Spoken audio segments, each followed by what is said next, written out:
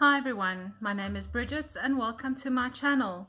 So today's message is on the void, the place where God prepares us for what we cannot see. Before I begin, I would just like to clarify that I do not believe in religion. I believe in God and Jesus Christ, and that Jesus Christ came to show us a way to peace and abundance for all.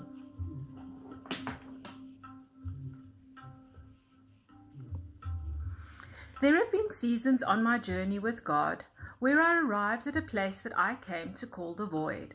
I call it the void not because it is a biblical term, but because it is the only way I know how to describe the experience. It feels like a place where life stands still. There is no sense of momentum. It is as if you are suspended between what was and what is yet to come. The first few times I experienced this, I resisted it. I believed something was wrong. I thought perhaps I had lost my way, or that God had become silent. But over time, He revealed something that completely changed my understanding. The void is not a place of abandonment. It is a place of preparation. We live in a world that measures progress by movement. We are taught that if we are not constantly producing, achieving, or solving problems, then we must be failing. Yet God's kingdom works in the opposite way. Before growth, there is planting. Before harvest, there is waiting. Before resurrection, there is surrender. Jesus himself demonstrated this pattern before his public ministry. He spent time in the wilderness. He often withdrew from crowds to pray and seek the Father.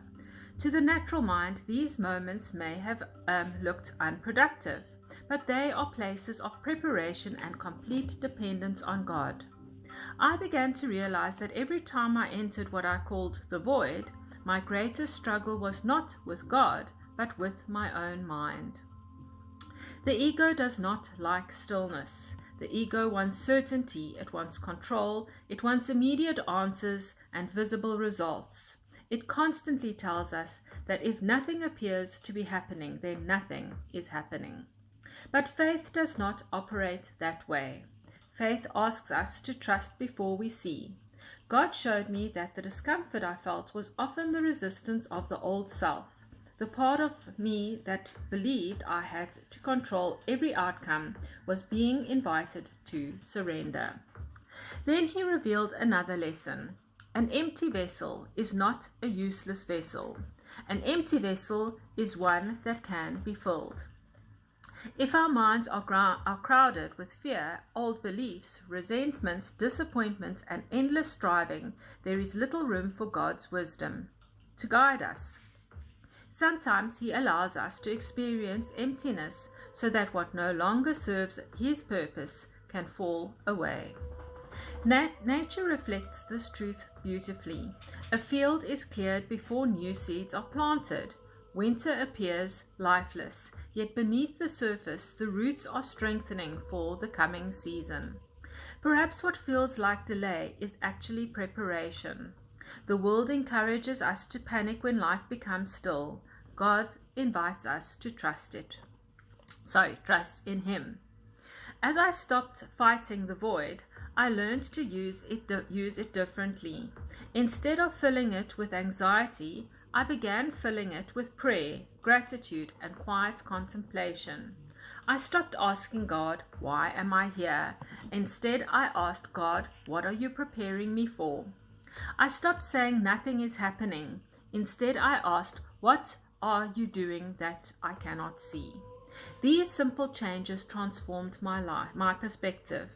I also came to understand that this space is where we can align our hearts with God's future for us, not by forcing outcomes through fear or control, but allowing His vision to shape our own. So many of us try to create our future while remaining attached to our past. We replay old wounds, old failures, and old identities, hoping they will somehow produce something new. But Jesus continually called people to leave the old life behind and step into a new way of being through faith. The void becomes an opportunity. It becomes a place where we can sit quietly. sit quietly with God and ask Him to renew our minds. It becomes a place where fear can be replaced with trust, scarcity with abundance, and striving with surrender.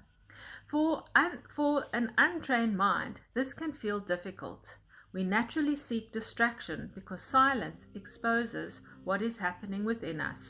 But perhaps that is precisely why these seasons are so important. They reveal what still needs healing. They reveal where we still cling to control. And they invite us to let God do the work that only He can do. Throughout my journey, I have noticed a pattern. Every significant revelation came after one of these seasons. Every major transformation followed a period where it seemed that nothing was happening. Looking back, I realized that God was always working beneath the surface. Today, when I enter what I call the void, I no longer see it as something to fear. I see it as an invitation to become still, an invitation to deepen my faith, an invitation to release the ego's need for certainty and place my trust in God. The words "be still and know that I am God" carry a new meaning for me. Stillness is not the absence of God's activity, it is often the place where His work is unfolding in ways we cannot yet perceive. So if you find yourself in a season where life feels quiet, where progress seems invisible, and where you wonder whether God is still leading you, I encourage you not to lose hope. Perhaps you are not being forgotten. Perhaps you are being prepared.